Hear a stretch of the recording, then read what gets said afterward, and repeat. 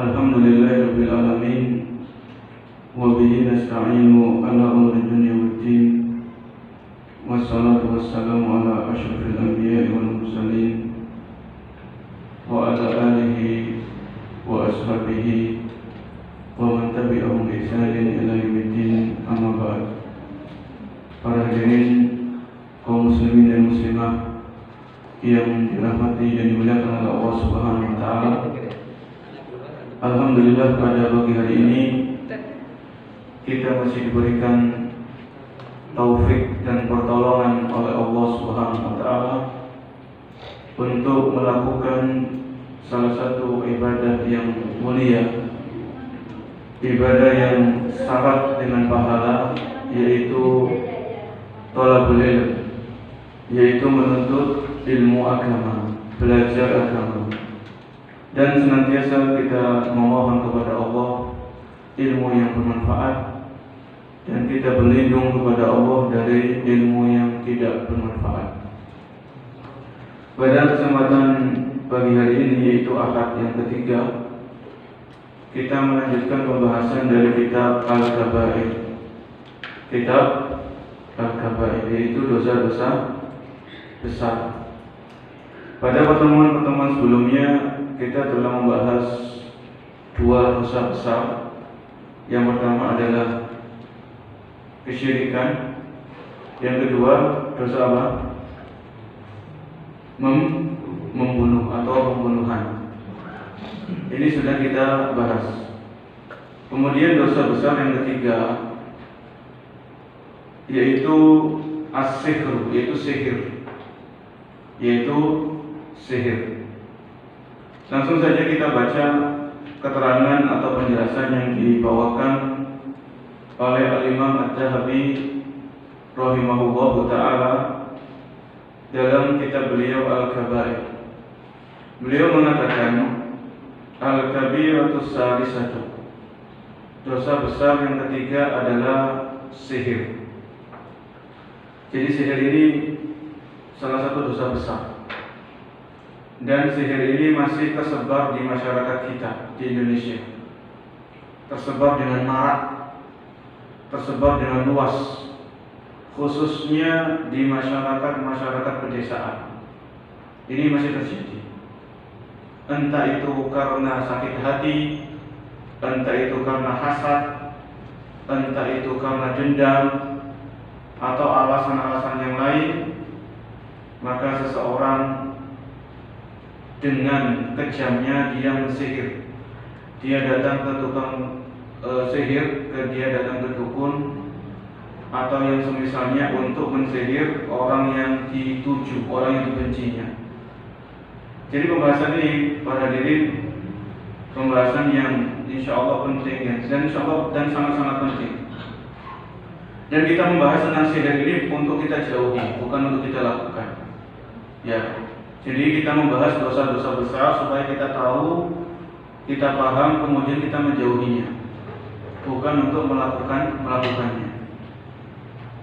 Di sini beliau mengatakan as-sihru. Al-Imam Adz-Dzahabi, dosa besar yang ketiga adalah as-sihru. Li'anna as-sahira la budda an yukfa. Kenapa sihir itu kok dosa besar? Karena orang yang melakukan sihir atau tukang sihir atau dukun atau paranormal atau orang pintar, istilah apapun, tukang sihir ini mereka jatuh dalam kekufuran. Li'anna as-sahira la budda an yukfa. Bahwasanya tukang sihir ini mereka jatuh dalam kekufuran.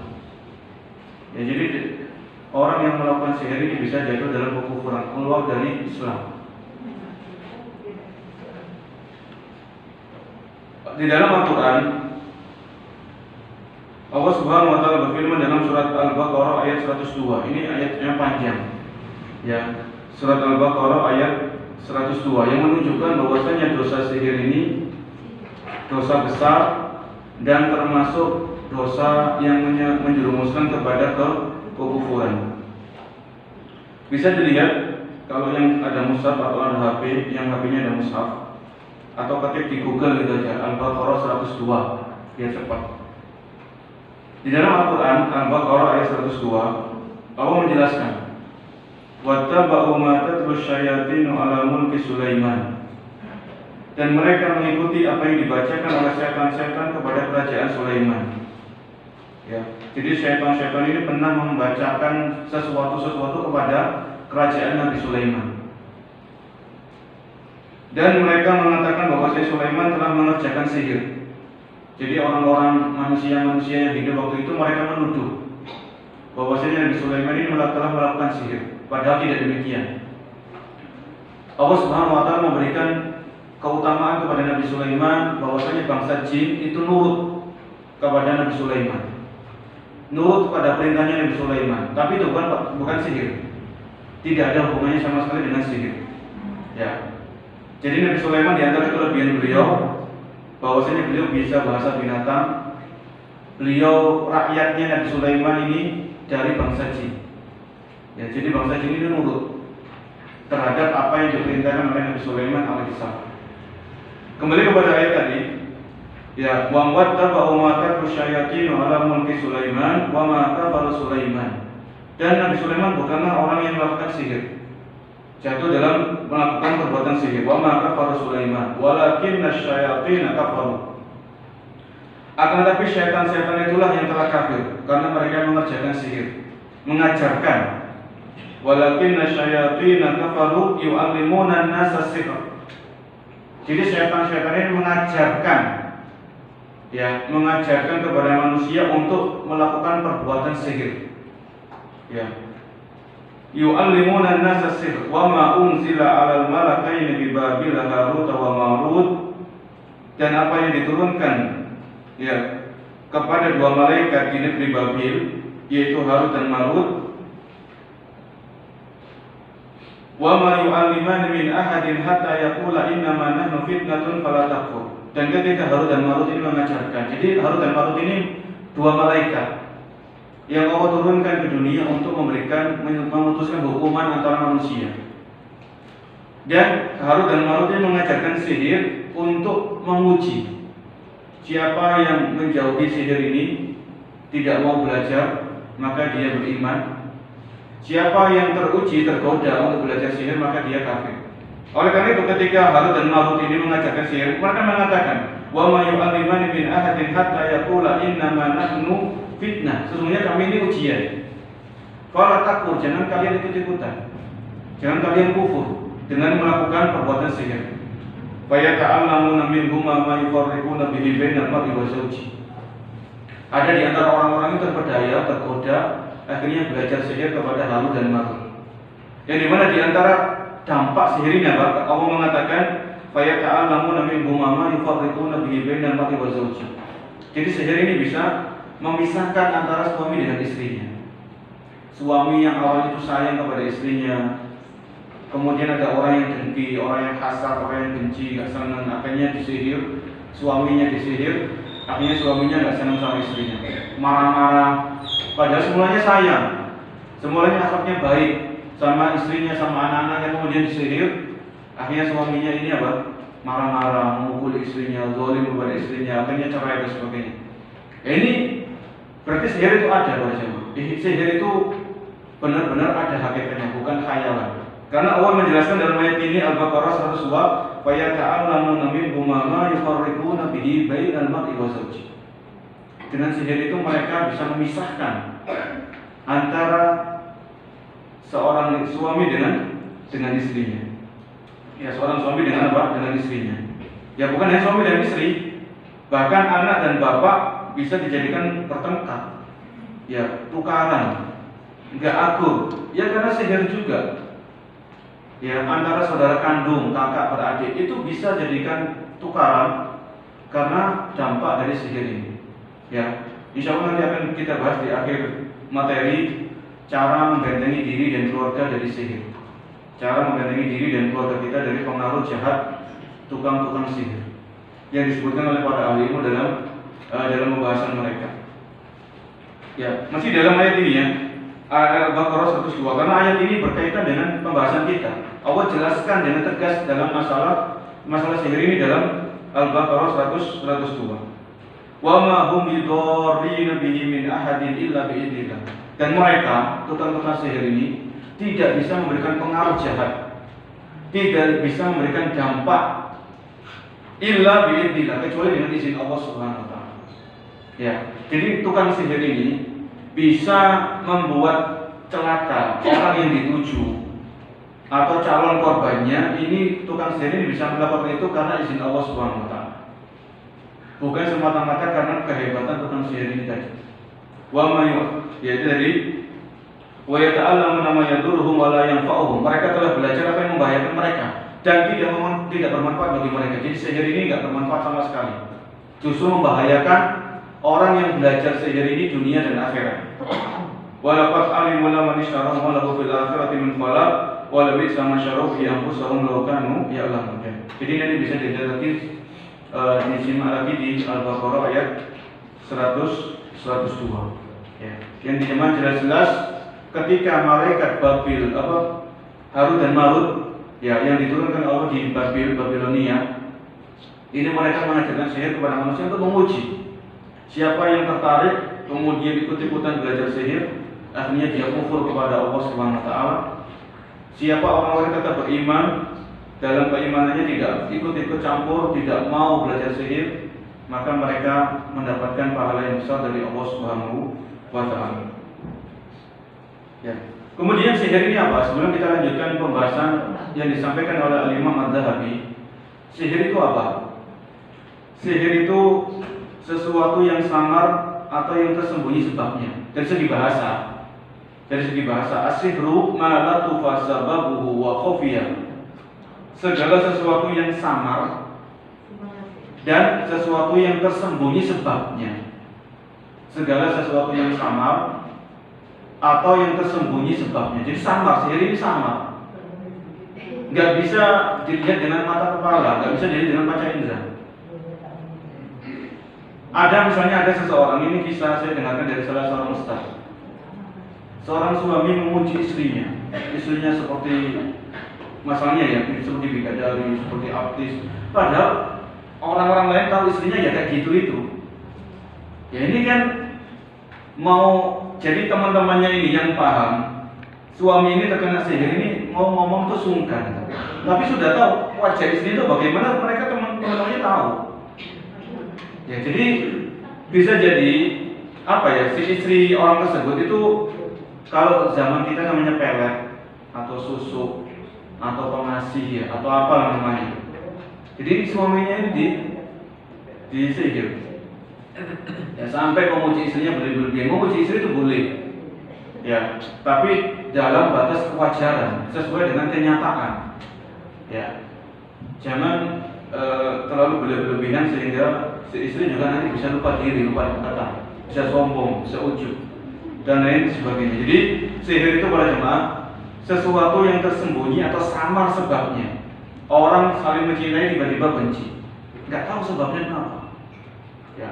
Setelah misalnya suami istri yang semulanya saling mencintai, kok tiba-tiba membenci ini, padahal setelah evaluasi diri selama ini muamalahnya baik-baik saja, akhlaknya baik, suaminya menjalankan kewajibannya sebagai suami, si istri juga menjalankan kewajibannya sebagai seorang istri, sama-sama menjalankan kewajiban.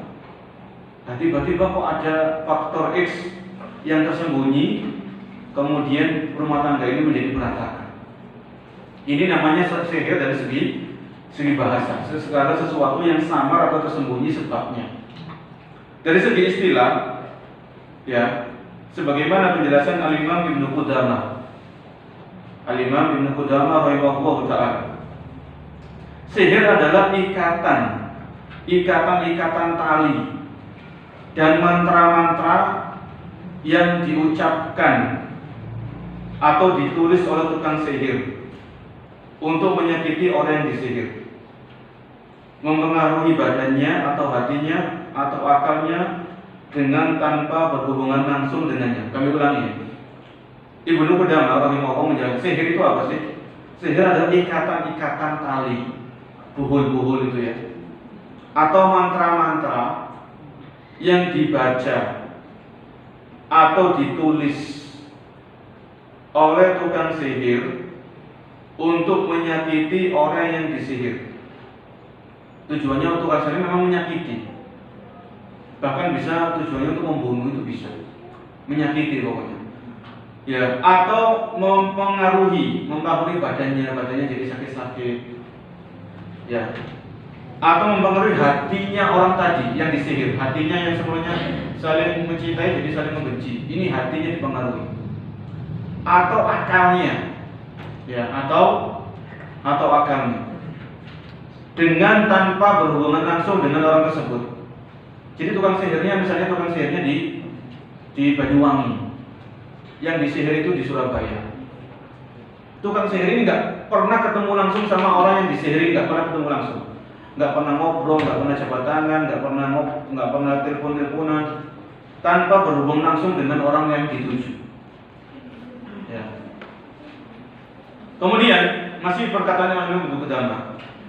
Atau tukang sihir itu melakukan sesuatu yang digunakan sebagai sarana untuk permintaan tolong kepada syaitan dalam menyakiti orang-orang yang disihir. Ya, jadi tukang sihir ini biasanya mereka memiliki sarana atau wasilah, entah itu foto misalnya. Ya, jadi tukang sihir ini punya foto orang yang dituju siapa, fotonya diambil, kemudian dibacakan mantra-mantra atau buhul-buhul. Atau terkadang bukan hanya dibaca tapi ditulisi. Tulisannya bahasa Arab tapi nggak bisa dipahami, nggak bisa dibaca. Nahwu sorofnya juga nggak jelas. Pokoknya tulisan. Ya, kemudian tukang sihir ini pasti ketika menjalankan misi jahatnya itu dia minta tolong kepada syaitan. Ya. Dan syaitan ini tidak akan tunduk, tidak akan memenuhi permintaan manusia kecuali manusia itu harus kufur kepada Allah Subhanahu wa taala. Entah itu dengan menginjak-injak Al-Quran, menduduki Al-Quran, menyobek-nyobek Al-Quran, dicampur dengan darah haid. Pokoknya sesuatu yang keji, sesuatu yang jahat. Ya, pernah dalam sebuah video itu di Arab Saudi. Di Arab Saudi ini pemerintahnya sangat tegas. Mereka punya Kementerian Amar Ma'ruf Nahi Munkar, divisi Amar Ma'ruf Nahi Munkar. Yang diantara tugas mereka cari dukun-dukun, cari, pokoknya dikejar. Dukun ini nggak bisa bebas di Saudi Arabia. Kemudian ada yang tangkap, dibongkar rumahnya, ya kayak gitu, keji. Al-Quran disobek-sobek, campur dengan sesuatu yang najis. Ya. Pokoknya orang yang bergelimang dalam dunia sihir, entah itu tukang sihir atau dukun atau yang semisal dengan mereka pasti melakukan perbuatan-perbuatan yang di situ menjadikan dia kufur kepada Allah Subhanahu wa taala. Ya, ini tadi perkataan Al-Imam Ibnu Qudamah, kurang lebih penjelasan tentang sihir itu bagaimana dalam istilah Islam. Ya, dalam istilah syariat, sihir itu seperti ucapan-ucapan atau buhul-buhul atau mantra-mantra yang ditulis atau dibacakan tukang sihir untuk menyakiti orang yang dituju. Ya, menyakiti orang yang dituju. Kemudian kita lanjutkan kembali kepada perkataan Al-Imam Az-Zahabi dalam kitab beliau ini. Wa ma bisyaitonil mal'un gharadun fi ta'limihi al-insana as-sihra illa liyushrika bihi. Dan syaitan ini, kata Al-Imam Az-Zahabi, syaitan ini tidaklah mengajarkan kepada manusia ilmu sihir kecuali supaya manusia ini, muslim ini, dia melakukan kesyirikan kepada Allah Subhanahu wa taala.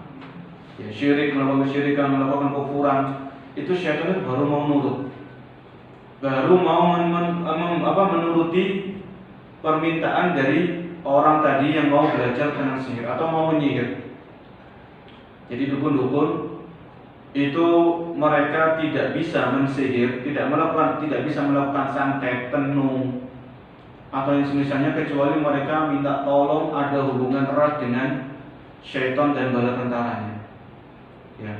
Dan memang tujuan syaitan ini menggelincirkan anak Adam alaihissalam. Dan ini sudah sumpahnya syaitan. Ya. Allah Subhanahu wa taala menjelaskan dalam Al-Qur'an, la ughwiyannahum ajma'in. Yang ada dalam Al-Qur'an itu Allah Subhanahu wa taala menyebutkan tentang bagaimana syaitan ini bersumpah untuk menyesatkan anak keturunan Adam alaihissalam. Ya. Dan Allah Subhanahu wa taala juga mengingatkan, aduun mubin, syaitan ini musuh yang nyata bagi kita. Maka di antara cara syaitan itu untuk menggelincirkan anak Adam alaihissalam, mengajarkan mereka sihir, membantu mereka untuk melakukan sihir dengan syarat mereka melakukan kesyirikan atau hal-hal yang berbau kekufuran. Jadi tujuan syaitan, misinya syaitan ya seperti itu, mencari teman sebanyak-banyaknya di neraka jahanam, mencari teman sebanyak mungkin untuk sama-sama masuk ke dalam neraka jahanam. Ini kata Imam Adz-Dzahabi rahimahullahu ta'ala. Kemudian Imam Adz-Dzahabi menyebutkan ayat di surat Al-Baqarah tadi ya 102 yang sudah kita sebutkan tadi. Ya, di antaranya wa may yu'allimani min ahadin hatta yaqula innama nahnu fitnatun fala takfur. Dan Harut dan Marut ketika mereka mengajarkan sihir kepada manusia, mereka sudah mewanti-wanti, innama nahnu fitnah. Sesungguhnya kami adalah ujian bagi kalian. Fala takfur, jangan kalian sampai kufur. Jangan kalian itu murtad ya kepada Allah Subhanahu wa taala. Fatara khalqan katsiran min ad-dullal yadkhuluna fi sihri wa yadunnunahu haraman. Kemudian Imam Adz-Dzahabi mengatakan fatara khalqan katsiran min ad-dullal yadkhuluna fi sihri wa yadunnunahu haraman faqat. Imam Adz-Dzahabi mengatakan ini di zaman beliau ya. Abad ke-7 sekitar tahun 700-an. Ini zaman beliau. Bagaimana dengan zaman kita? Beliau mengatakan, dan Anda bisa melihat, Anda bisa menyaksikan banyak orang yang jatuh dalam dunia sihir ini ketika orang itu hanya mengira bahwa sihir itu cuma hukumnya haram, tidak sampai derajat kepada kekufuran. Ya. Jadi beda ya, sesuatu itu haram tapi tidak sampai derajat kekufuran atau murtad atau syirik, atau sesuatu itu haram plus bisa menjerumuskan kepada kekufuran. Ya, ini dibedakan. Karena kenapa sebagian orang di zaman beliau Imam Adz-Dzahabi ini, sebagian orang, kebanyakan orang itu melakukan sihir, belajar ilmu sihir, atau mempraktekkan ilmu sihir, atau datang ke tukang sihir karena mereka menyangka bahwasanya melakukan sihir, belajar sihir, mempraktekkan sihir itu cuma perkara yang diharamkan dan tidak sampai kepada derajat kekufuran. Ini sebabnya. Ya, wa yadunnunahu haraman faqat. Mereka menyangka, mereka mengira cuma sesuatu yang diharamkan saja. Ya. Wa ma yashuruna annahu al-kufr. Mereka tidak tahu, mereka tidak sadar. Mereka tidak tahu bahwa sihir ini bisa menjerumuskan mereka dalam jurang-jurang kekufuran. Ya, jurang-jurang kekufuran. Fa yadkhuluna fi ta'limi as-simya wa amaliha wa hiya mahdus sihr. Dan mereka pun menggampangkan masalah sihir ini. Menggampangkan. Karena dengan anggapan itu cuma sesuatu yang diharamkan, tidak sampai kepada kekufuran. Ini bahayanya orang itu kalau tidak tahu, nggak mau belajar agama. Ya, jauh dari ilmu, jauh dari ahli ilmu, jauh dari majelis ilmu, sehingga mereka bisa menggampangkan sesuatu, padahal sesuatu itu bisa menyeret mereka dalam jurang-jurang kekufuran. Ya. Wa fi aqdil mar'i an zawjihi fa huwa sihrun. Ya. Dan ada orang yang menghalangi sampai dalam Imam Adz-Dzahabi mengatakan di sini, wa fi aqdil mar'i an zawjatihi wa huwa sihrun.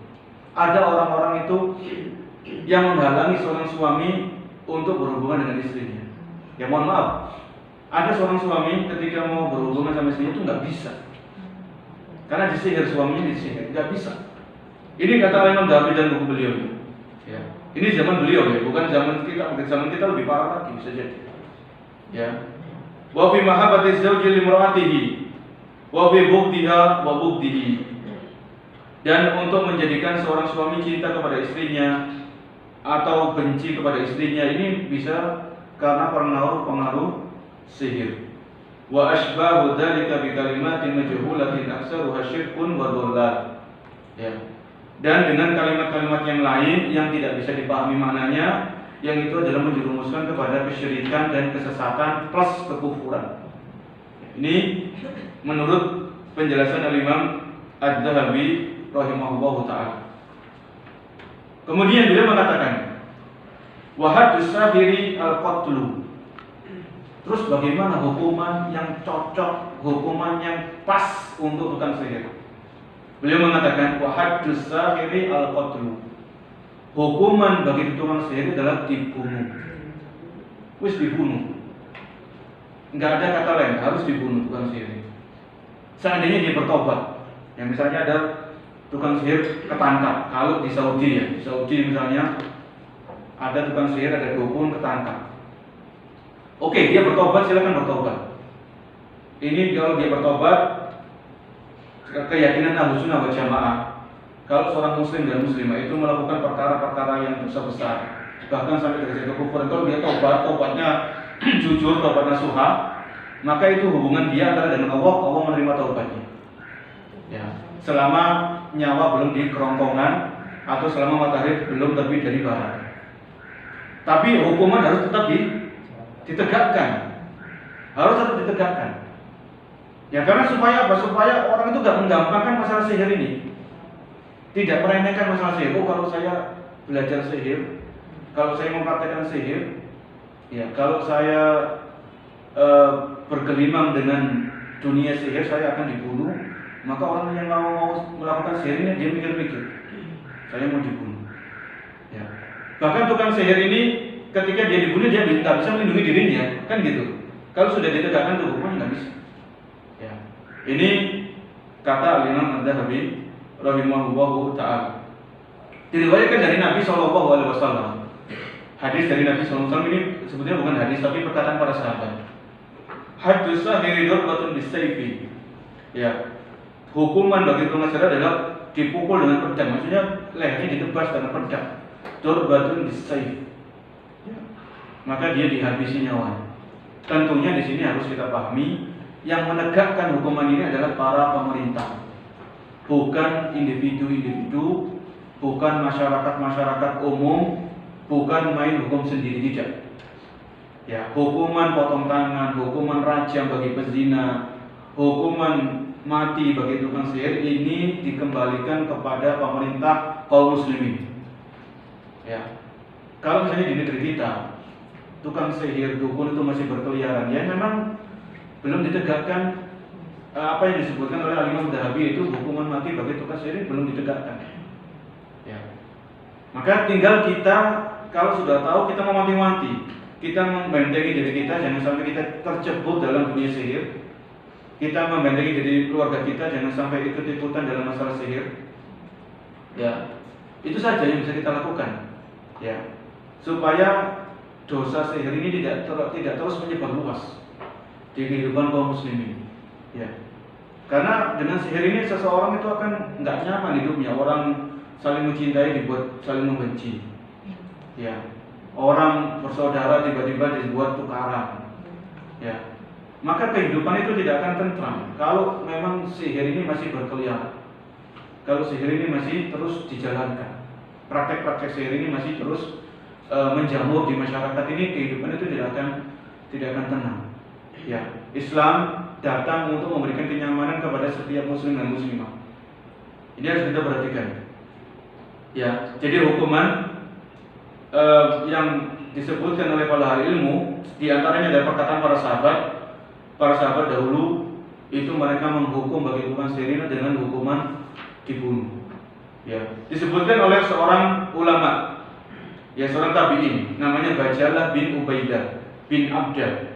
Atana kitab Umar radhiyallahu anhu qabla mautihi bi sana aniqulu kull sahirin wa sahiratin. Umar bin Khattab, salah seorang khulafaur rasyidin setelah Abu Bakar As-Siddiq radhiyallahu anhu. Umar bin Khattab ketika beliau menjabat sebagai pemimpin umat Islam, sebagai khalifah, setahun sebelum beliau wafat, ya Umar bin Khattab radhiyallahu anhu, setahun sebelum beliau meninggal, itu beliau nulis surat dikirim kepada gubernur-gubernur. Ya, yang isi suratnya itu uqtulu kulla sahirin wa sahiratin, bunuh setiap tukang sihir laki-laki maupun perempuan, semuanya. Ini perintah tegas dari Umar bin Khattab. Dan beliau seorang pemimpin umat Islam. Ya, ini kalau pemimpin sudah memerintahkan maka harus dilaksanakan. Selama perintahnya bukan menyelisih syariat, dan ini bukan menyelisih syariat. Jadi Umar ini tegas. Aniqtulu kulla sahirin wa sahiratin. Bunuhlah setiap tukang sihir, laki-laki maupun perempuan, enggak pandang bulu. Ya, dibunuh. Ini supaya kejahatan sihir ini tidak terus-menerus beranak pinak. Ya, ini untuk kemaslahatan manusia, untuk kemaslahatan kaum muslimin, bukan untuk untuk kekejaman, HAM dan sebagainya. Bukan seperti itu. Islam ini agama yang memperhatikan hak asasi manusia. Ya. Karena kejahatan sihir ini sudah sangat-sangat bahaya sampai derajat kekufuran, maka hukuman yang pantas yaitu dibunuh. Tentunya adalah yang menjalankan adalah pemerintah kaum muslimin. Kemudian Imam Dhahabi membawakan hadis Nabi SAW dari Abu Musa Al-Asy'ari radhiyallahu anhu. Anna Nabi SAW bersabda, salah satu la yadkhuluna jannah. Ada 3 golongan yang tidak akan masuk surga. Ada 3 golongan yang tidak masuk surga. Mudminu khamrin, orang yang kecanduan khamr, kecanduan minuman keras. Wa qati'u rahimin, dan orang yang memutuskan silaturahmi. Hati-hati, yang memutuskan silaturahmi ini diancam oleh Nabi tidak masuk surga. Kemudian yang ketiga, wa musaddiqun bisihri, orang yang membenarkan tentang sihir. Membenarkan ini bisa dengan belajar, dengan mempercayai dukun, kemudian dengan mendukung apa yang dilakukan oleh dukun tadi, ya. Kemudian pokoknya hal-hal yang di situ ada sifat pendukungan kepada kejahatan sihir. Wa musaddiqun bisihri. Rawahu Ahmad, ini hadis riwayat Ahmad, ya, hadis riwayat Imam Ahmad. Jadi di sini intinya apa? Ketika Nabi SAW menyebutkan ada 3 macam yang tidak masuk surga, maka di sini para ulama tentunya menjelaskan tidak masuk surga ini bukan berarti kekal di dalam neraka. Kecuali kalau tukang sihir tadi dia tahu sihir itu bisa menjerumuskan pada kekufuran, tapi tukang sihir ini ngeyel, keras kepala. Dia terus dalam perbuatan sihirnya sampai dia mati, maka yang seperti ini dia diancam di dalam neraka, kekal dalam neraka. Tapi kalau orang itu sebelum dia meninggal dia taubat, ya. Jadi orang yang tidak masuk surga ini ada 2 macam. Tidak masuk surga berarti kekal di dalam neraka. Tidak masuk surga itu maksudnya tidak masuk surga secara langsung, tapi mampir dulu ke neraka. Tapi ujung-ujungnya nanti Allah Subhanahu wa taala yang Maha Pengasih Maha Penyayang memberikan kesempatan orang tadi untuk masuk ke dalam surga. Jadi orang yang tidak masuk surga itu 2 macam. Tidak masuk surga karena kekal di dalam neraka ini orang kafir, orang munafik, orang musyrik, ya, orang ateis. Ini yang pertama. Orang yang kedua yang tidak masuk surga, maksudnya tidak masuk surga secara langsung, tapi dia harus diceburkan dulu dalam neraka sampai dosanya itu habis. Baru diizinkan oleh Allah masuk dalam surga. Ya, tapi dua-duanya tetap pilihan yang pahit. Orang itu kalau di dalam neraka 1 hari saja itu sudah naudzubillah, ya, 1 hari di neraka beda dengan 1 hari di penjara dunia. Penjara dunia walaupun sekejam-kejamnya penjara di dunia itu tidak bisa menandingi dahsyatnya azab Allah dalam nerakanya. Ya, waquduhan nasu wal hijarah. Bahan bakarnya neraka ini ya manusia dan batuan. Ya, manusia dan batu-batuan. Ya, makanya kita nggak mungkin bisa mampu untuk menahan siksa neraka ini, nggak bisa. Wong api dunia saja, kita nggak mampu menahan panasnya kok. Ya, api dunia. Bagaimana dengan api neraka? Kemudian Al-Imam Ad-Dhahabi membawakan hadis yang lain. Wa an Ibnu Mas'ud radhiyallahu anhu marfu'an. Hadis ini diriwayatkan oleh Abu bin Mas'ud radhiyallahu anhu secara marfu'. Ar-ruqa wa tamaima wa tiwalatu syirkun. Ruqyah, ya. Ruqyah dan jimat-jimat dan tiwalah itu termasuk kesyirikan. Ya. Ruqyah. Jadi ada ruqyah itu yang mengatakan pada kesyirikan itu ada. Ada ruqyah yang syar'i, ada ruqyah yang berbau dengan dunia syirik itu ada. Ini yang dimaksud oleh Nabi. Ar-ruqyah wa tamaim dan jimat-jimat, wa tiwalah dan tiwalah itu adalah salah satu pintu-pintu adalah perbuatan syirik. Rawahu Ahmad wa Abu Dawud. Hadis riwayat Ahmad dan Abu Dawud. Tiwalah itu apa? Disebutkan oleh Nabi di sini tiwala itu termasuk syirik. Tiwala itu naun minas sihri. Tiwala itu salah satu jenis dari sihir. Salah satu bentuk sihir itu namanya tiwala. Wa huwa tahbibul mar'ati ila zauji. Tahbib. Ya, tahbibul mar'ati ila zauj, menjadikan seorang wanita itu cinta kepada suaminya. Menjadikan seorang wanita yang semulanya itu benci menjadi cinta kepada suaminya. Misalnya ya, nggak tahu ini terjadi di masyarakat atau tidak. Misalnya ada orang anak muda datang melamar seorang wanita, melamar dengan baik-baik, melamar melalui bapaknya. Ternyata anak muda ini ditolak lamarannya, ditolak. Ya ditolak karena alasan syariah, bukan ditolak karena nggak ada alasannya. Tolak. Kemudian anak muda ini nggak tahu agama, nggak tahu ajaran Islam. Ya dia Muslim, tapi akhirnya datang ke dukun misalnya, ke paranormal atau istilahnya orang pintar. Akhirnya wanita tadi yang menolak lamarannya disihir. Akhirnya lama-lama wanita itu jadikan cinta, senang kepada laki-laki tadi. Akhirnya dinikahkan. Ya tetap kayak gitu, dinikahkan, tapi dalam keadaan wanita itu sudah disihir. Nah, ini kan sangat-sangat membahayakan. Sangat-sangat membahayakan di dunia sebelum di akhirat. Ya, dunia saja seperti itu, apalagi di akhirat. Ya, jadi ketika seorang tukang sihir itu dibunuh, ya mudah-mudahan dengan hukuman ini dia bisa meringankan hukumannya nanti di akhirat. Seperti seorang pencuri. Seorang pencuri ketika ketahuan, kemudian dia ada bukti-buktinya, ada saksinya, kemudian dia dihadirkan di pengadilan, kemudian pengadilan menegakkan hukum potong tangan bagi pencuri itu sampai segini ya, bukan tangan seluruhnya enggak, bukan sampai siku-siku, tapi cuma sampai pergelangan tangan. Ya mudah-mudahan dengan hukum potong tangan ini bisa minimal meringankan azab orang ini di neraka atau tidak diazab sama sekali oleh Allah Subhanahu wa taala. Ini dikembalikan kepada Allah Subhanahu wa taala. Ya. Begitu juga hukuman rajam bagi berzina. Orang yang sudah nikah kok berzina, ini dirajam sampai orang ini meninggal, dilempari batu. Jadi hukuman-hukuman yang Allah sebutkan dalam Al-Qur'an atau hukuman-hukuman yang disebutkan oleh Nabi SAW dalam hadis-hadis beliau, hukuman had ini tujuannya adalah supaya membuat manusia itu jerah, membuat orang lain itu jerah, nggak menggampangkan pencurian, nggak menggampangkan zina, tidak menggampangkan sihir. Ya. Di sisi yang lain, bahwa alam dengan hukuman itu mudah-mudahan di akhirat orang yang bersangkutan diringankan siksanya atau tidak disiksa oleh Allah Subhanahu wa taala. Ya. Karena Allah tidak akan menzalimi hambanya sedikit pun.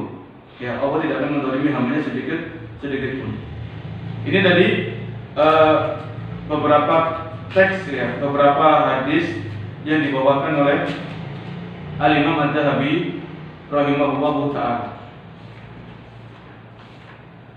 Masih dalam masalah ini, jadi pengharaman sihir itu Allah sebutkan tadi dalam surat apa? Surat Al-Baqarah ayat 102. Di dalam ayat yang lain, saya baru ingat, di dalam ayat yang lain yang menunjukkan bahwasanya sihir itu ada dan bisa membahayakan.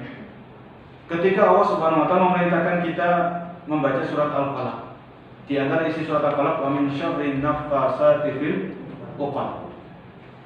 Dan aku berlindung kepada Allah min syarr, dari keburukan, kejahatan. An-nafasat. An-nafasat itu tukang-tukang sihir wanita yang meniupkan sihirnya ke buhul-buhul, ke tali-tali. Al-uqad itu tali ya. Wa min syarrin naffasati fil 'uqad. Dan aku berlindung kepada Allah. Ya, qul a'udzu birabbil falaq, min syarri ma khalaq, wa min syarri ghasiqin idza waqab, wa min syarri nafasati fil 'uqad. Ya, aku berlindung kepada Allah dari kejahatan, keburukan tukang sihir wanita ketika mereka meniupkan sihirnya di buhul-buhul, di tali-tali. Ya. Ini menunjukkan apa? Bahwasanya sihir itu ada dan bisa membahayakan. Seandainya sihir itu nggak ada, sihir itu cuma khayalan, nggak ada wujudnya, nggak mungkin Allah SWT memerintahkan kita untuk berlindung kepadanya dari kejahatan sihir. Ya. Jadi ini sekali lagi bukti yang nyata bahwa sihir itu ada dan bisa membahayakan di saat Allah Subhanahu wa taala menurunkan ayat, menurunkan surat yang di situ ada ayat yang kita berlindung kepadanya dari kejahatan tukang-tukang sihir. Di dalam ayat tadi wa min syarrin nafasat, dari tukang-tukang sihir wanita yang meniupkan sihirnya ke bau-baunya. Bukan berarti nggak ada tukang sihir laki-laki, nggak ada. Ada tukang sihir laki-laki, ada. Dukun laki-laki itu ada. Namun kebanyakan, khususnya di zaman dulu, itu tukang sihir itu wanita.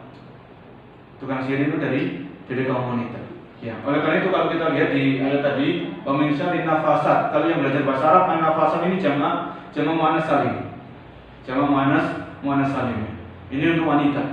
Ya. Tapi tetap kita juga berlindung kepada Allah dari kejahatan tukang sihir yang laki-laki. Ya, semuanya kita berlindung kepada Allah karena Allah Zat yang Maha Kuat, Al-Qawiyyu. Ya, Al-Hayyul Qayyum. Zat yang Maha Hidup, yang Maha Berdiri sendiri. Ya, ini tadi berkaitan dengan sihir, bahwasanya Allah memerintahkan kita untuk berlindung dari kejahatan sihir. Masih berkaitan dengan sihir juga, bahwasanya di zaman Nabi Musa alaihissalam, Nabi Musa alaihissalam itu beliau menghadapi siapa? Tukang sihirnya Fir'aun. Jadi Fir'aun punya tukang sihir. Ya.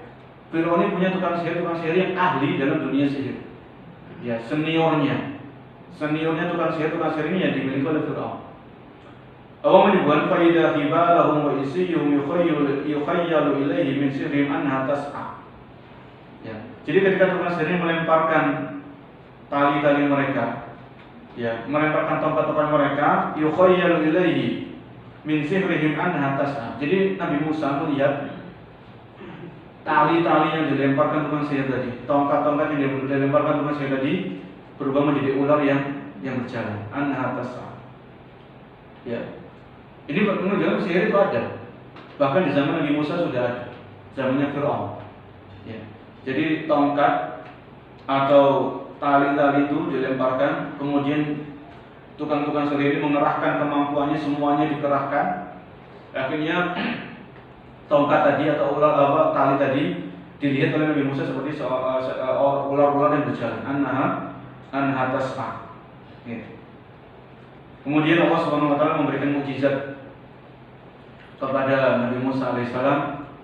Kemudian Nabi Musa melemparkan tongkatnya, dan tongkatnya Nabi Musa berubah jadi ular yang memakan ular-ular yang dimiliki oleh tukang sihir tadi. Dimakan, dihabisi. Akhirnya ketika tukang sihir itu melihat kejadian yang dialami oleh Nabi Musa, tukang sihir ini tahu apa yang dilakukan oleh Nabi Musa ini bukan sihir, ini namanya mukjizat. Jadi para jemaah, ada 3 macam. Ada 3 hal yang harus kita pahami. Yang pertama mukjizat, yang kedua itu karomah, yang ketiga ini sihir. Mukjizat itu kejadian luar biasa yang Allah tampakkan kepada para rasul. Ya. Mukjizat itu kejadian luar biasa yang Allah tampakkan kepada para rasulnya, para utusan-utusannya. Ya, seperti Nabi Musa tadi alaihissalam, seperti Nabi Ibrahim yang beliau dibakar kemudian Allah selamatkan. Ini mukjizat.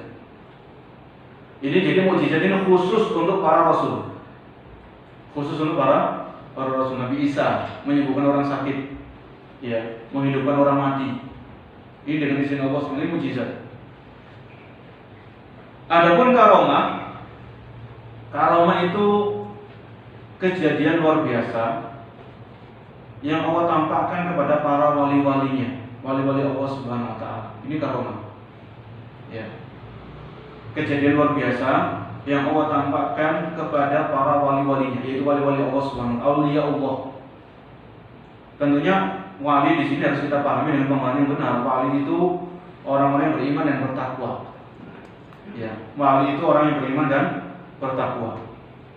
Sebagaimana kisahnya siapa? Kisahnya Maryam alaihissalam. Maryam ini ibunya siapa? Nabi Isa alaihissalam. Maryam ini seorang wali Allah Subhanahu wa taala. Dia bukan seorang nabi, karena nabi bukan dari kaum perempuan. Nabi dan Rasul bukan dari kaum wanita. Tapi Maryam ini wali Allah Subhanahu wa taala. Ya, orang yang dekat kepada Allah Subhanahu wa taala. Maryam ini ketika Maryam ini beribadah di mihrabnya, di tempat ibadahnya, maka Nabi Zakaria itu masuk ke tempat ibadahnya Maryam. Di situ ada buah-buahan. Anna laki hada. Nabi Zakaria bertanya, Anna laki hada. Dari mana engkau mendapatkan semuanya ini, wahai Maryam? Qalat huwa min indillah. Ini semuanya datangnya dari Allah Subhanahu wa taala. Maryam ini enggak kemana-mana, enggak ke pasar, enggak keluar dari tempat mihrabnya. Allah datangkan rezeki. Itu sebutkan Allah sebutkan dalam surat Al-Imran. Ya, Anna laki hada qalat huwa min indillah. Ya. Jadi ini karomah. Kemudian sihir, kalau sihir ini kejadian luar biasa yang Allah berikan kepada para syaitan, syaitan iblis dan semisal mereka. Jadi kembali kepada tadi ya, ketika tukang sihir Fir'aun itu melihat apa yang dilakukan oleh Nabi Musa dengan izin Allah Subhanahu wa taala, maka tukang sihir ini langsung beriman. Ya. Mereka langsung sujud kepada Allah Subhanahu wa taala. Qalu amanna bi rabbi Harun wa Musa.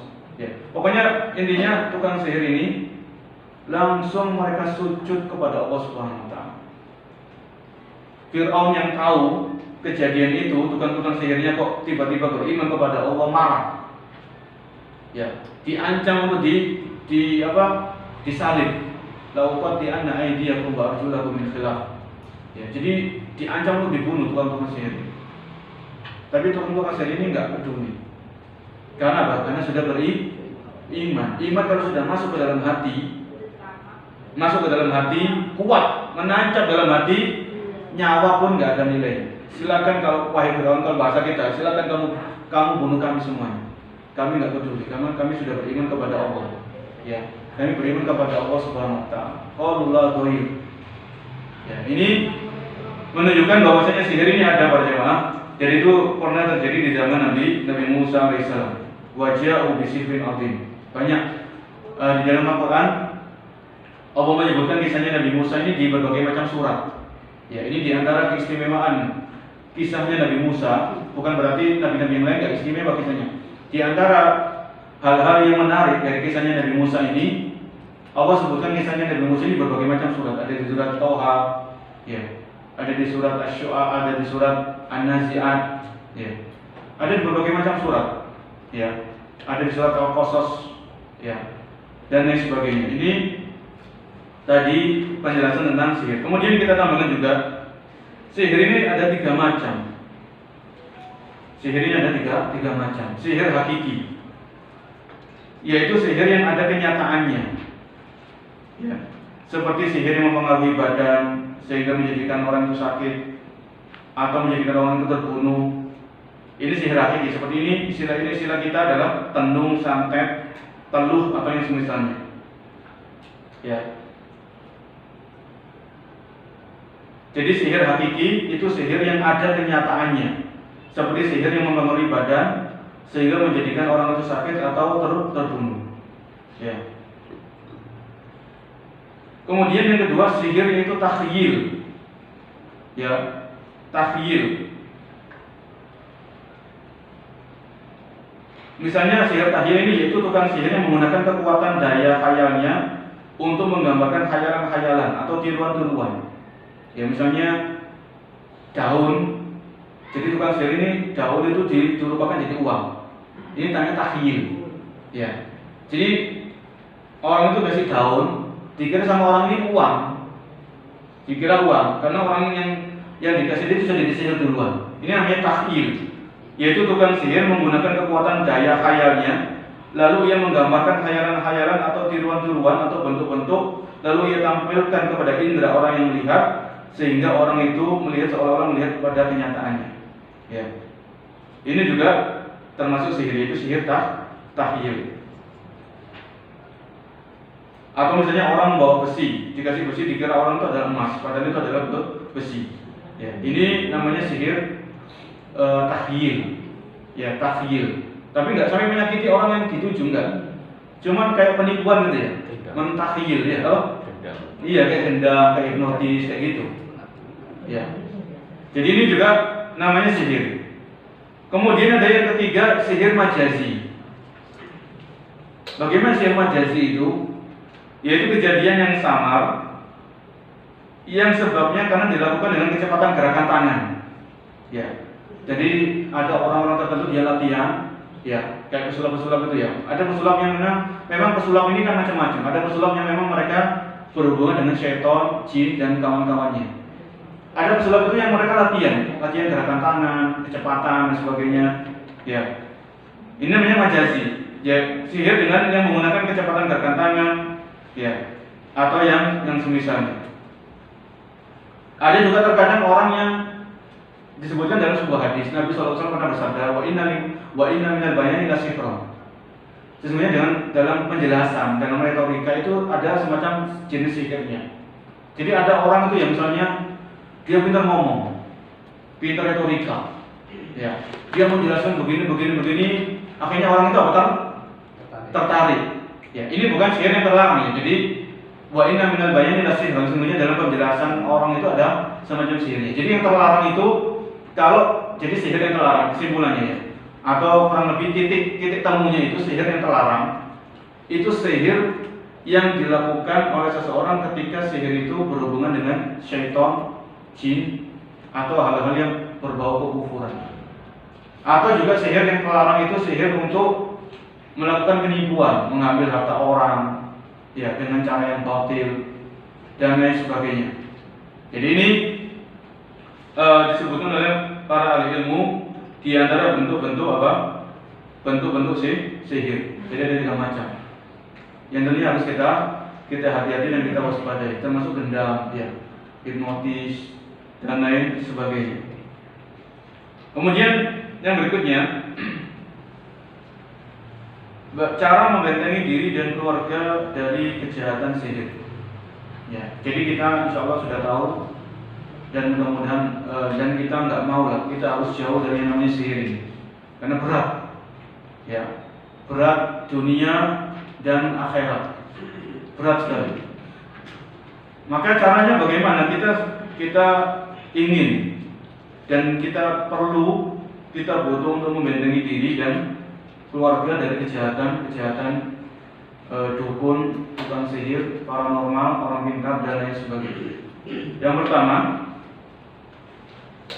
hendaknya setiap muslim dan muslimah menjaga tauhid dan bertawakal kepada Allah Subhanahu wa taala. Menjaga tauhid dan senantiasa menjaga tawakal kepada Allah Subhanahu wa taala. Ini penting. Ya, kalau di pekan kedua ada kajian tauhid, ikut ya, sama Ustaz Mubarak dan Alim. Ya, semuanya kajian kita ikut. Kajian yang bermanfaat kita ikut, khususnya tauhid. Menjaga tauhid, karena dengan menjaga tauhid kita memurnikan ibadah kita hanya untuk Allah Subhanahu wa taala. Kita jauhi kesyirikan. Kita bertawakal kepada Allah Subhanahu wa taala. Allah berfirman dalam surat An-Nahl ayat 99 dan ayat ke-100. An-Nahl, Allah berfirman, "Innahu laisa lahu sultan 'alal ladzina amanu wa 'ala rabbihim yatawakkalun. Innama sultanuhu 'alal ladzina yatawallawnahu wal ladzina hum bihi musyrikun." Ini berarti kan, sesungguhnya syaitan dan kawan-kawannya dan bala tentaranya itu tidak memiliki kekuasaan atas orang-orang yang beriman. Wa 'ala rabbihim yatawakkalun, dan mereka bertawakal kepada Allah Subhanahu wa taala. Jadi kalau orang itu beriman dan dia bertawakal kepada Allah, menggantungkan urusannya kepada Allah, menyandarkan urusannya kepada Allah, maka syaitan ini tidak bisa memberikan bahaya kepada orang tersebut. Innahu laisa lahu sultanun 'alal ladzina amanu wa 'ala rabbihim yatawakkalun. Kalau orang itu beriman kepada Allah, ya, beriman kepada rukun 6 semuanya, khususnya yang pertama beriman kepada Allah, kemudian dia bertawakal kepada Allah, maka syaitan tidak bisa membahayakan. Syaitan tidak bisa macam-macam kepada orang yang seperti ini sifatnya. Wa 'ala rabbihim yatawakkalun. Ya, oleh karena itu para jemaah, penting kita senantiasa menjaga tawakal kita kepada Allah, khususnya biasanya ketika kita keluar rumah. Karena Nabi mengajarkan kita apa? Bismillahirrahmanirrahim. Tawakkaltu 'ala Allah wala haula wala quwwata illa billah. Baca doa ini, jangan lupa. Ya, pergi ke pasar, pergi ke tempat kerja, hatta pergi ke majelis taklim, sampai kita pergi majelis taklim ya baca doa ini. Ya, karena orang-orang jahat itu kan berkeliaran ya. Orang yang terkena dendam, Orang yang kena hipnotis bisa jadi salah satu faktornya dia tidak bertawakal, kurang tawakalnya kepada Allah Subhanahu wa taala. Ya.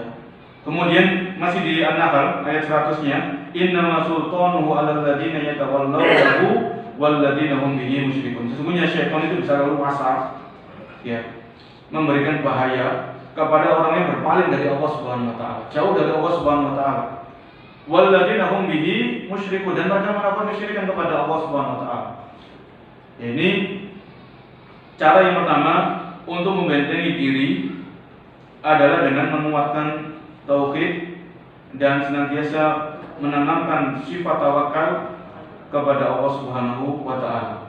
Ini yang pertama. Kemudian yang kedua, disebutkan oleh para ahli ilmu, yang kedua untuk membentengi diri dan keluarga dari kejahatan para pelaku sihir atau perdukunan, melaksanakan kewajiban-kewajiban yang Allah perintahkan dan menjauhi apa-apa yang Allah haramkan. Ya, intinya menjaga ketakwaan.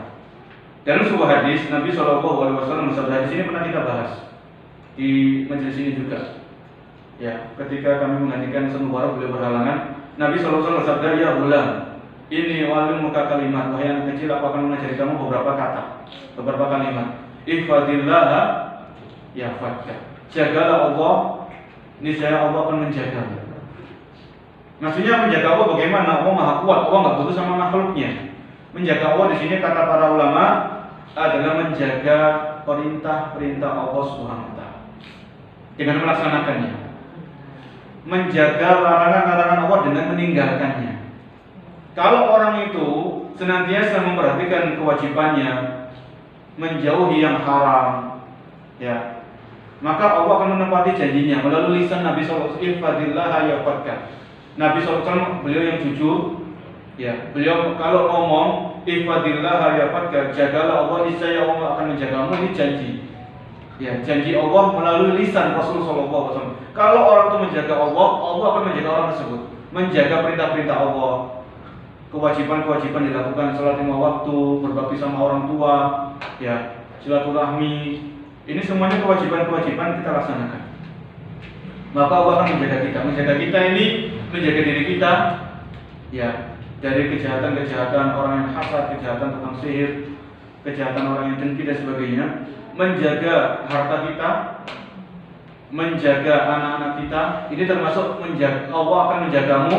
Ihfadillah yahfadka, jagalah Allah, niscaya Allah akan menjagamu. Menjaga kita, Allah akan menjaga kita itu berbagai macam. Menjaga badan kita, menjaga tubuh kita, menjaga kesehatan kita, menjaga anak-anak kita, menjaga harta kita. Ini termasuk menjaga. Dan yang paling penting, ketika Allah menjaga hambanya, yahfadka, Allah Subhanahu wa taala akan menjaga si hamba ini dari berbagai macam syubhat dan syahwat. Penyimpangan-penyimpangan, pikiran-pikiran yang sesat ini dijaga oleh Allah Subhanahu wa taala. Ya. Khususnya ketika sakaratul maut. Ini penting. Kalau orang itu semasa hidupnya mulai balik misalnya, sampai orang ini sakaratul maut, dia menjaga perintah-perintah Allah, menjauhi larangan-larangan Allah, maka Allah akan mudahkan orang ini mati dengan husnul khotimah. Itu termasuk penjagaan Allah Subhanahu wa taala. Disebutkan apa ilmu? Yang paling penting Allah menjaga agama kita. Kita nggak sampai murtad, nggak sampai pindah agama, ya, nggak sampai mati husnul khotimah. Penjagaan agama ini penting. Ya, ini termasuk kecukupan hadis tadi. Jadi hadis ini hadis yang ketika Nabi memberikan ujangan ini kepada Abdullah bin Abbas, ihfadillah yahfadka, ini luas maknanya. Jadi kalau kita dekat kepada Allah, senantiasa berusaha menjalankan perintah-perintahnya, khususnya yang wajib, kemudian yang sunnah, dan kita berusaha semaksimal mungkin menjauhi larangan-larangannya yang haram, kemudian yang makruh, maka Allah berjanji akan menjaga kita. Ini yang kedua. Kemudian yang ketiga, tidak membiarkan anak-anak berkeliaran saat matahari akan terbenam. Ya. Nabi SAW bersabda, ini terjemahannya ya, teks Arabnya tidak langsung saja ke terjemahannya. Jika malam telah masuk, jika kalian berada di sore hari, maka tahanlah anak-anak kalian, sesungguhnya syaitan berkeliaran pada waktu itu. Ya, tatkala malam telah datang sejenak, maka lepaskanlah mereka. Jadi waktu-waktu setan berkeliaran, ini Nabi SAW yang mengatakan, Nabi bersabda, beliau bersabda berlandaskan wahyu dari Allah Subhanahu Wa Taala. Hadis riwayat Muslim, Bukhari dan Muslim. Jadi setan itu berkeliaran ketika matahari akan terbenam, menjelang maghrib. Ya, jadi kalau kita punya anak kita main di luar, ya silakan main di luar, tapi waktu-waktu menjelang maghrib ini suruh mereka masuk, tutup pintunya, ya tutup jendelanya. Kalau memang setelah maghrib mau diajak keluar silakan, mau main lagi, mau ikut taklim misalnya kan ada kajian pada maghrib, nggak masalah. Tapi menjelang maghrib ini di situ setan berkeliaran. Jadi kalau ada orang yang melakukan sihir pas waktu sebelum maghrib ini, ya memang setan itu berkeliaran waktu itu. Ya ini petunjuk dari Rasul alaihi salatu wassalam supaya anak-anak kita juga tidak terkena kejahatan sihir. Ya, kemudian yang keempat, supaya seseorang itu dijauhkan, dihindarkan dari kejahatan sihir, membersihkan rumah dari patung-patung dan gambar-gambar yang bernyawa. Ya, membersihkan rumah kita dari patung-patung, patung makhluk hidup, makhluk bernyawa, dan gambar-gambar yang bernyawa, serta anjing. Ya, diriwayatkan dalam sebuah hadis yang sahih Nabi SAW bahwasanya beliau bersabda, sesungguhnya malaikat itu tidak akan masuk ke rumah yang di situ ada gambar-gambar, ya gambar-gambar atau patung-patung yang bernyawa. Ya kalau malaikat itu nggak masuk, berarti yang masuk kan syaitan. Ya kalau sebuah rumah itu nggak dimasuki malaikat, ya kemungkinan yang lain dimasuki oleh syaitan dan bala tentaranya dan kawan-kawannya. Ya, ini penting yang keempat. Kemudian yang kelima, di antara faktor-faktor yang bisa kita perhatikan supaya kita dilindungi oleh syaitan, oleh dari kejahatan sihir, yang kelima, memperbanyak membaca Al-Quran. Ya, memperbanyak membaca Al-Quran di rumah kita masing-masing, dan menjaga zikir sehari-hari. Yang menjaga zikir sehari-hari. Memperbanyak membaca Al-Quran di rumah kita masing-masing. Nabi SAW bersabda, ya, Nabi SAW bersabda, la taj'alu buyutakum maqabir. Janganlah kalian menjadikan rumah-rumah kalian seperti kuburan. Janganlah kalian menjadikan rumah-rumah kalian seperti kuburan. Ini Nabi melarang kita. Ya. Jadi Allah ngasih kita rumah ini nikmat. Rumah ini nikmat dari Allah Subhanahu Wa Taala, karunia dari Allah Subhanahu Wa Taala. Enggak semua orang itu dikasih rumah kan gitu ya. Ada orang yang masih tidur di emperan toko, masih ada. Sampai detik ini masih ada. Ada orang yang masih tidur di emperan jembatan yang masih ada. Bawah kolong jembatan masih ada. Ada yang orang nggak tahu masih ada juga di pinggir-pinggir kereta api. Mereka tidur di situ ya ada. Nah, jadi rumah ini nikmat. Rumah ini anugerah, pemberian dari Allah Subhanahu Wa Taala. Walaupun itu ngontrak, nggak masalah. Nabi mengatakan, la taj'alu buyutakum maqabir. Jangan kalian menjadikan rumah-rumah kalian seperti kuburan. Ini ada dua makna. Rumah itu seperti kuburan. Kalau rumah itu dijadikan pemakaman, misalnya ada orang meninggal, pemilik rumahnya orang kaya, rumahnya besar. Wis daripada orang ini dimakamkan di pemakaman umum, dimakamkan di sini aja. Di rumah ini juga halnya di situ ya. Dimakamkan di situ. Ini dilarang. La taj'alu buyutakum maqabir. Jangan kalian menjadikan rumah-rumah kalian seperti kuburan. Maksudnya jangan kalian mengubur seseorang di rumah kalian itu tadi. Kalau orang meninggal, muslim atau muslimah, dimakamkan di pemakaman kaum muslimin, di pemakaman umum, ya. Jangan dikubur di rumah itu. Ini dilarang oleh Nabi alaihi wasallam. Ya. Makna yang lain, jangan kalian menjadikan rumah kalian seperti kuburan. Maksudnya, jangan kalian menjadikan rumah seperti kuburan. Kuburan itu apa? Kalau kita lihat kuburan itu bukan tempat untuk baca Al-Quran. Kuburan itu bukan tempat untuk sholat. Ya. Jadi kuburan itu apa sih? Kalau kuburan ya, di dalam Islam, sejauh yang kami ketahui, sesuai dengan petunjuk Rasul SAW, kita datang ke kuburan itu cuma 3 tujuannya. Yang pertama, mengamalkan perintah Nabi, yaitu ziarah kubur. Karena Nabi memerintahkan kita ziarah kubur. Fazuruha. Ya. Kita ziarah kubur itu, jadi ziarah kubur itu termasuk ibadah dan diperintahkan oleh Nabi. Dan ini nggak harus kuburannya jauh, kuburannya dekat itu bisa. Yang kedua, kita ziarah kubur itu untuk mendoakan, untuk mengingat mati. Nabi mengatakan sallallahu alaihi wasallam, "Fa innaha tudzakirukumul akhirah." Karena dengan ziarah kubur kalian akan ingat akhirat. Tujuan yang kedua. Yang ketiga, untuk mendoakan. Mendoakan saudara-saudara kita yang sudah mendahului kita. Itu cuma 3. Jadi tujuan ziarah kubur itu nggak ada yang keempat, cuma 3. Yang pertama, mengamalkan perintah Nabi. Ini hukumnya sunnah ya. Wazuruha ini Nabi memerintahkan tapi anjuran, bukan sebuah kewajiban. Yang kedua, untuk apa tadi?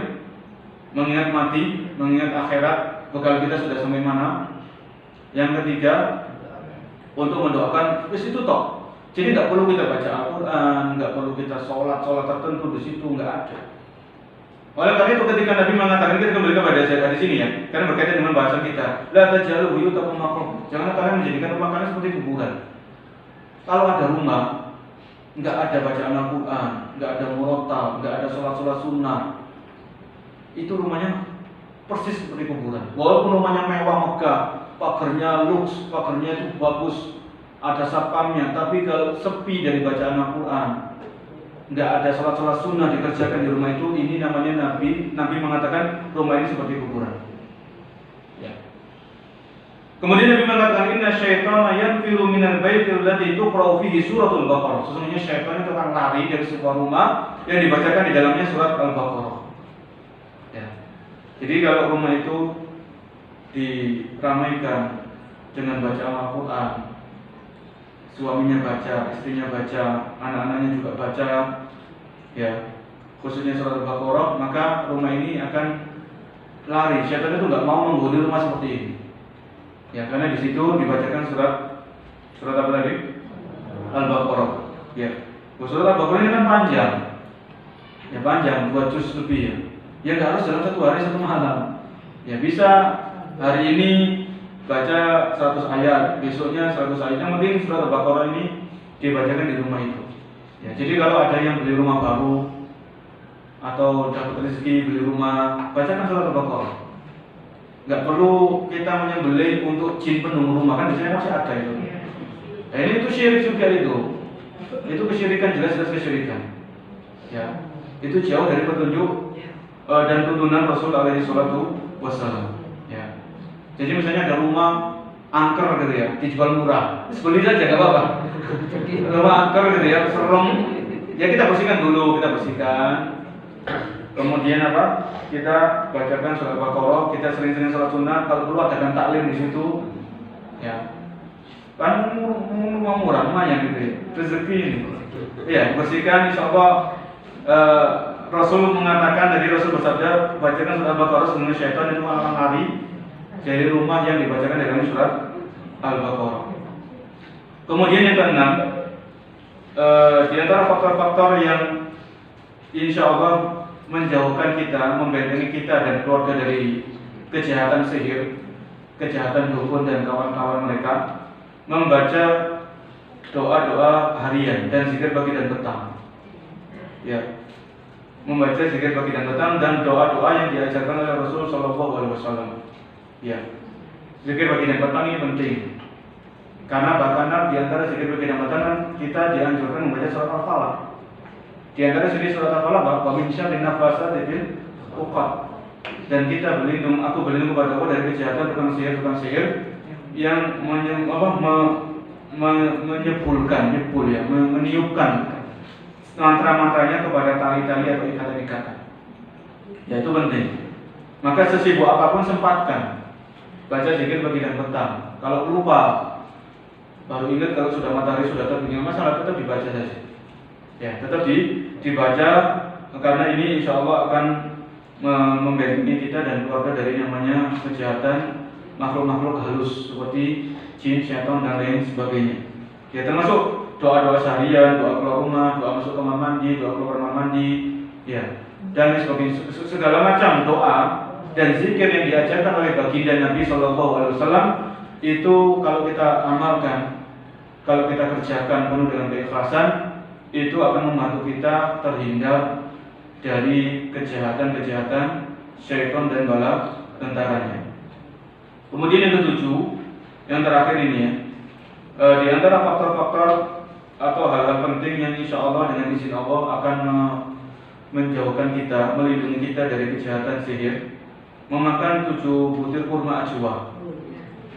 Nabi SAW bersabda, man tusabbiha kulla yawmin sab'ata maratin ajwatan lam yadurruhu fi dzalikal yawm summun wala sihrun. Barang siapa yang di pagi hari atau pada hari itu, ya pada setiap pagi memakan 7 kurma ajwa, lam yadurruhu fi dzalikal yawm, maka tidak akan membahayakan orang tersebut apapun, baik itu racun ataupun sihir. Ya. Ini kurma ajwa yang memiliki keutamaan bisa membentengi seseorang dari sihir. Kemudian yang berikutnya, bagaimana kalau orang itu tersihir, sudah berusaha membentengi diri, ya mungkin karena kelalaian atau kelupaan, khususnya misalnya ketika wanita itu sedang haid, maka dia nggak sholat, yang memang nggak boleh sholat, mungkin dia jarang baca Al-Quran. Akhirnya ada orang-orang yang jahat menebarkan sihirnya. Jadi kalau orang itu terkena sihir, nggak boleh diobati dengan sihir. Misalnya orang terkena sihir, kesurupan, apa tiba-tiba rumah tangganya itu kok eker-ekeran. Akhirnya suami istri ini atau mertuanya atau orang tua dari suami istri ini mengajak anaknya datang ke dukun, ini nggak boleh. Ya, mengobati sihir dengan sihir yang semisal ini nggak boleh. Ini dilarang, ini haram. Nabi SAW pernah bersabda, man ata kahinan aw arrafan, ya, fasaddaqahu faqad kafara bima unzila Muhammadin sallallahu alaihi wasallam. Barang siapa yang mendatangi dukun, mendatangi tukang paranormal, ya, kemudian membenarkan apa yang diucapkan oleh dukun tadi, maka dia adalah kafir. Faqad kafara bima unzila ala Muhammad, maka dia adalah kafir terhadap apa yang diturunkan Allah kepada Nabi Muhammad, kafir terhadap Al-Quran. Ya. Jadi jangan mengobati sihir dengan sihir yang semisal. Ya, kalau memang orang itu Allah takdirkan terkena sihir, maka jangan kita mengobati dengan sihir yang semisal. Terus bagaimana pengobatannya? Pengobatannya dengan melakukan ruqyah syar'iyyah. Ruqyah syar'iyyah itu bisanya dengan membacakan ayat kursi, membacakan Al-Ikhlas, Al-Falaq, An-Nas, membacakan Al-Fatihah, ya. Atau yang semisalnya, atau membacakan doa-doa yang diajarkan oleh Rasulullah SAW. Ya. Jadi ruqyah syariah ini boleh. Yang pertama, seseorang boleh melakukan ruqyah syariah itu ada syarat-syaratnya.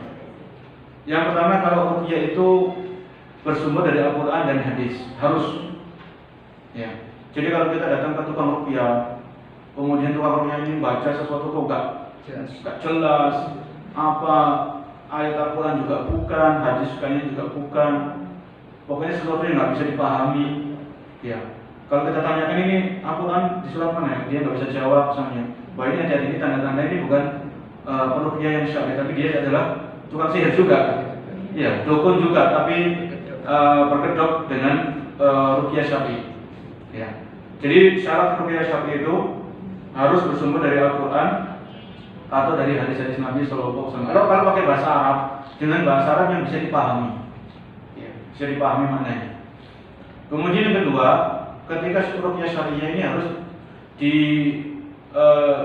harus diyakini bahwasanya kesembuhan itu datangnya dari Allah Subhanahu Wa Taala.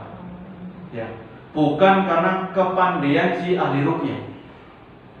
Ini bahaya kalau seseorang itu meyakini saya sembuh ini karena ruqyahnya orang ini masya Allah mantap orangnya. Oh, nggak boleh. Ya.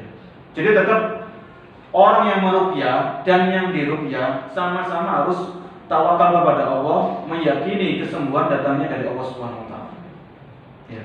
Jadi kalau si ahli ruqyah ini seandainya orang ini bisa sembuh, dia nggak akan lucu. Kesembuhan datangnya dari Allah Subhanahu Wa Taala. Saya cuma berusaha, saya bisa membantu. Ya.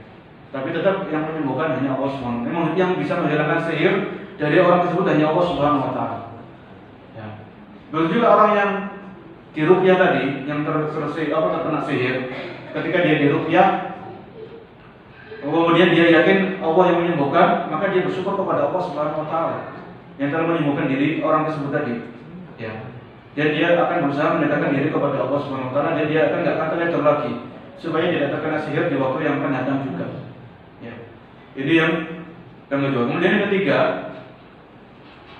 berkaitan dengan ruqyah syar'i ini juga diperhatikan masalah aurat. Ya. Kalau perempuan itu diruqyah sama laki-laki yang bukan mahram, ya maka jangan berdua-duaan. Kemudian jangan mau kalau disuruh buka aurat, nggak boleh.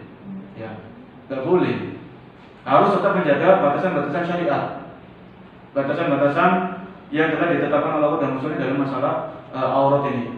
Ini harus kita perhatikan, dan masih banyak mungkin hal lain yang berkaitan dengan ruqyah syar'i. Jadi kalau kita masih belum paham, bisa ditanyakan kepada orang lain yang bisa memahami dalam hal ini. Mungkin ini yang bisa kita sampaikan. Jadi kesimpulannya para jemaah yang dimuliakan oleh Allah Subhanahu Wa Taala, berkaitan dengan sihir ini, sihir adalah dosa besar yang disebutkan oleh Allah Subhanahu Wa Taala dalam Al-Quran, surah Al-Baqarah dan surah Al-Falaq tadi. Dan juga Nabi SAW menyebutkan dalam hadis yang sahih, ijtanibus sab'al mubiqat, jauhilah 7 dosa yang membinasakan. Yang pertama adalah syirik, yang kedua adalah sihir. Ya. Ada 7 dosa yang membinasakan. Di antaranya yang pertama Nabi menyebutkan kesyirikan, yang kedua Nabi menyebutkan tentang sihir. Ini dosa yang membinasakan. Ya, yang menghancurkan pelakunya di dunia, terlebih-lebih nanti di akhirat. Ya, wallahu a'lam. Mungkin ada yang mau menambahkan atau ada yang bertanya, kita persilakan.